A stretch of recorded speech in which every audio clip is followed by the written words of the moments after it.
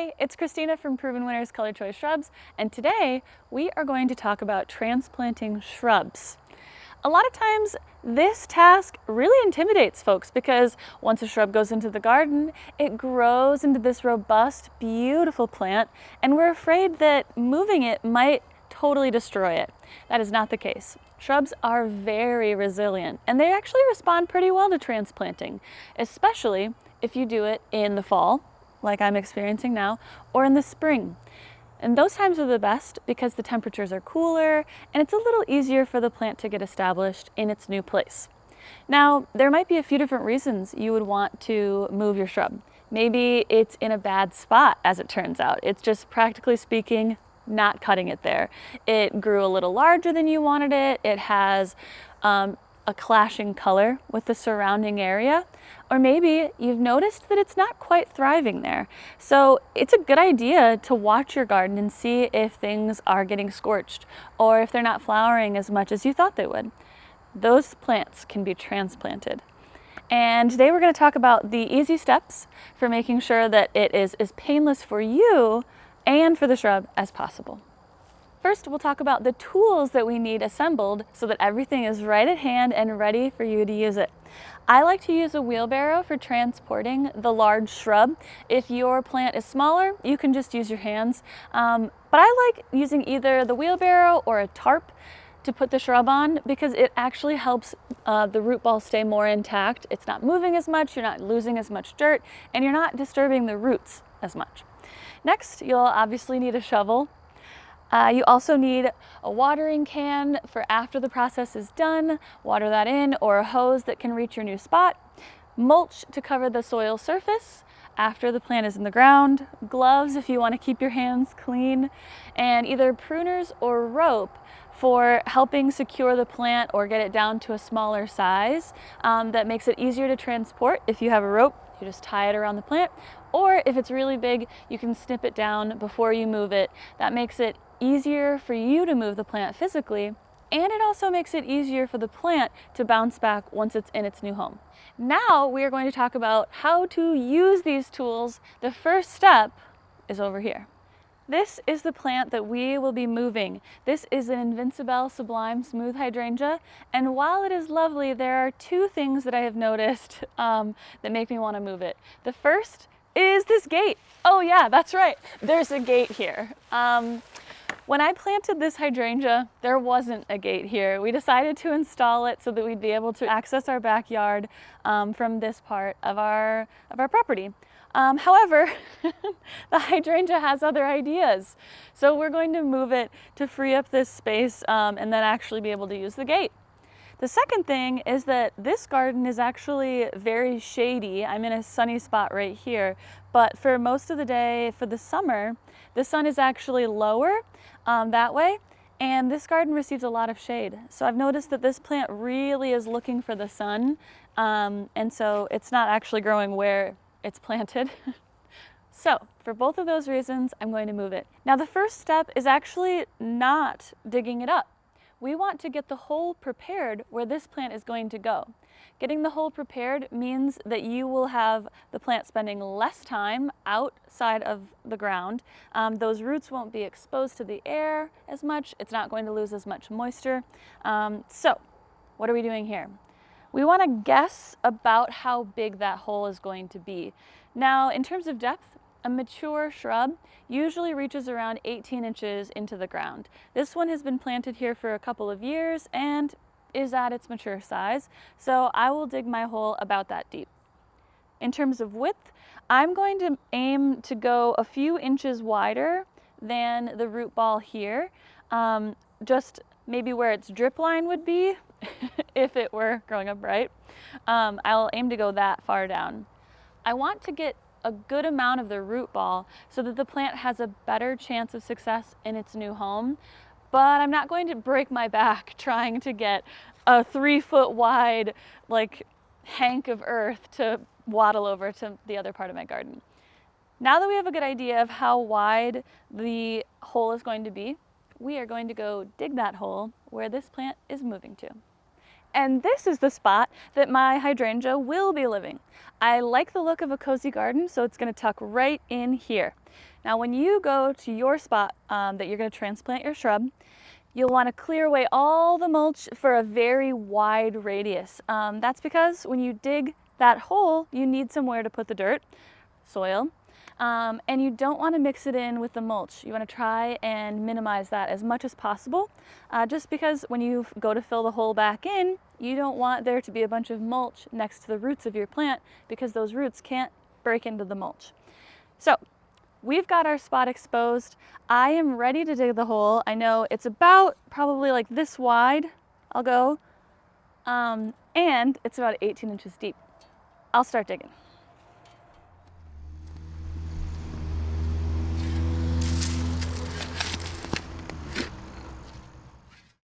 And that's the hole.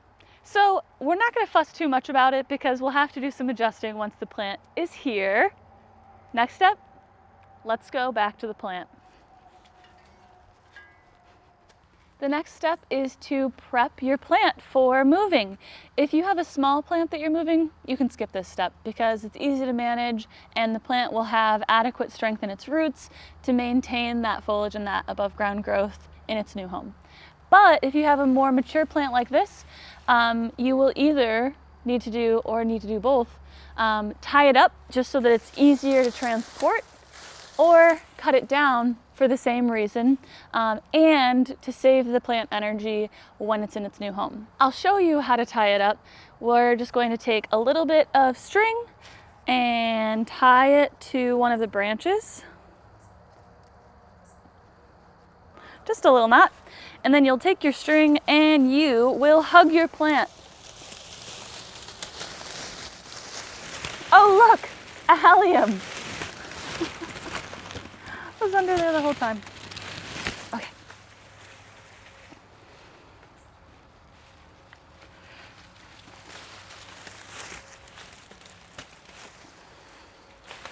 So, you'll tie up your plant. You can secure the string like this. Just give it a little wind. Make another knot, but one that you can undo. You know, that looks pretty great. I think I'm going to leave the bottom tied up and I'm going to cut down roughly half of that growth. Just like I said, we're going to save the plant energy. It's got to rebuild its root system in its new place, and that takes a lot of energy. And if it was also trying to maintain all of this foliage and the flowers, that would be pretty rough. So now I'll show you what it looks like to cut it down.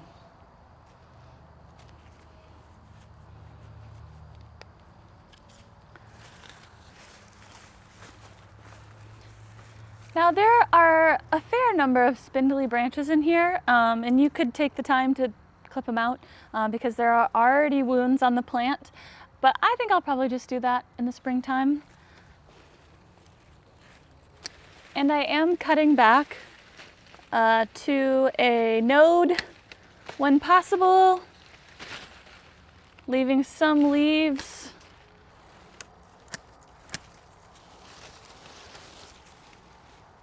Okay, it's probably a little less than half, but I'm fine taking a little bit less. Now that our plant is going to be easier to move, it is time to clear the space.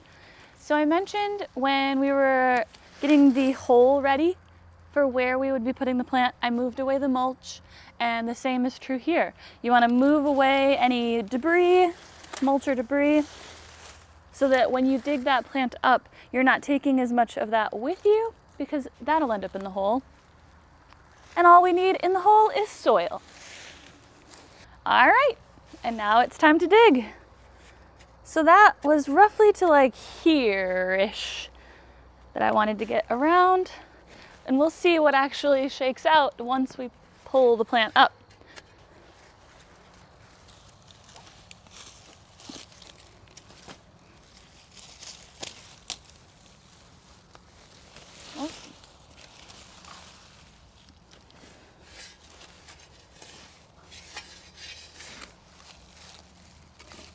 And now I'm gonna move this carefully and quickly into my wheelbarrow.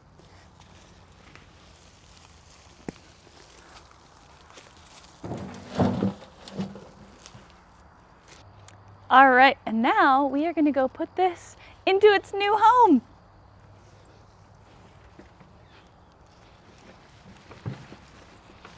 All right, well, now that I have seen the root ball that we're working with and the hole that I dug, I know this hole is too deep.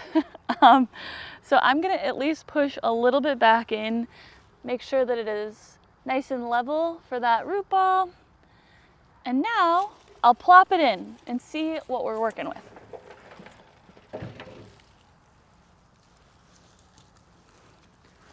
Okay.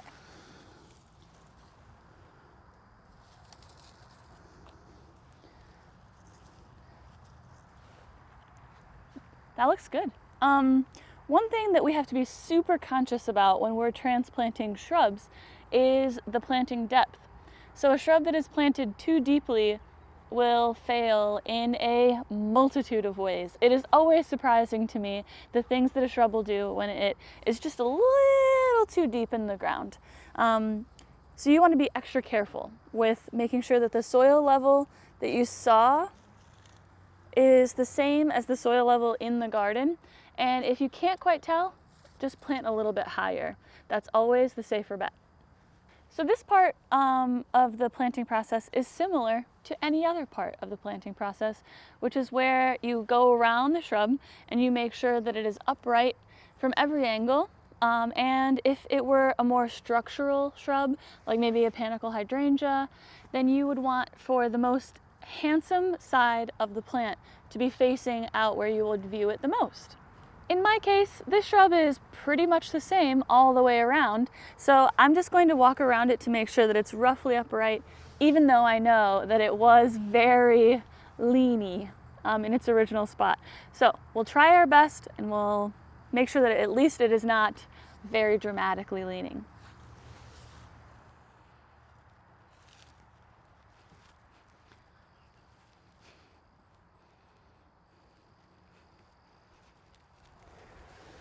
So what I was just looking for was where the base of the shrub was and seeing where that positioning was.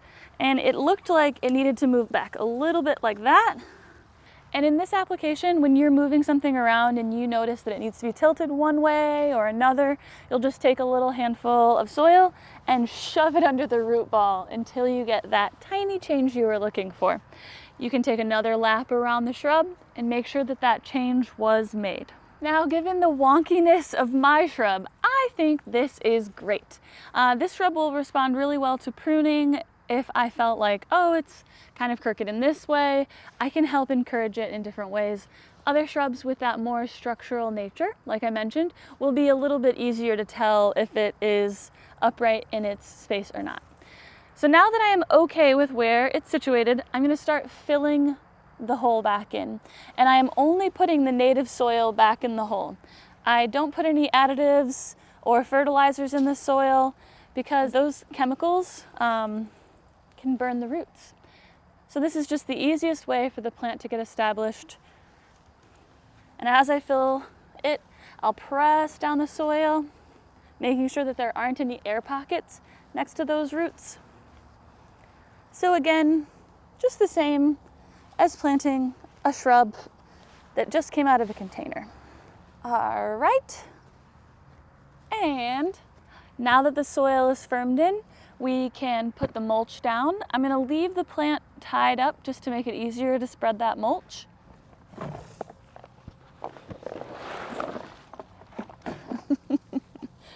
You want a nice thick layer of mulch, something like 2 to 3 inches of mulch will do. And I'm making sure that none of the stems have mulch touching them. Nice even layer. And that looks good. So now we'll water it in. All right. I will apply water all the way around the root ball and just outside of it. It's important to apply water to any newly planted shrub just outside of the root ball to encourage those roots to seek water farther, and that helps them grow a more robust root system. You might be wondering, how long do I water for? And I'll tell you, it just takes a little practice and a water meter to get to know your soil. So after this, I probably won't check my soil with a water meter because I know that my soil will hold moisture for a good few days. I've got a clay loam, but if you're not sure how long your soil holds moisture, you'll check by moving some of the mulch and sticking your finger down into it. And if like 2 or 3 inches down, it's almost dry or dry, then you'll water deeply again. But if it's still moist, don't water. You're going to want to pay close attention to your shrub for the first year after it's been transplanted. Even though it might be a mature shrub, it's starting over again. And so it still needs that same attention as a newly planted shrub from a container. So now that the mulch is down, the water is in, I just have to untie my plant and I'm done for the day. Moving forward though, for a fall transplant, you want to be closely monitoring the soil moisture situation until it freezes, or till your plant goes dormant, and then the precipitation that you experience in the winter will be able to take care of your plant until springtime. If you're transplanting in the spring, you can closely monitor your shrub. If you didn't cut any off and you notice that it really is having a hard time having these leaves be out and thick, maybe they're wilting a lot, then maybe you should cut some of it back. And it is hard to do because we love a lush looking plant, but its wilting is probably a sign that it's having trouble getting water to all of that foliage. So cut some off. If it's already a small plant and you've noticed that it's starting to try and produce flowers, you can cut those off because flowers are very energetically expensive, and sometimes a stressed plant will try to produce flowers because it's like, oh no, the ship is going down, I gotta save somebody. Here you go, future offspring. But you know better. So you can cut those flowers off, save the plant some energy. But otherwise, that's the job all done. If you have any questions, ask in the comments below, and I'll see you again next time.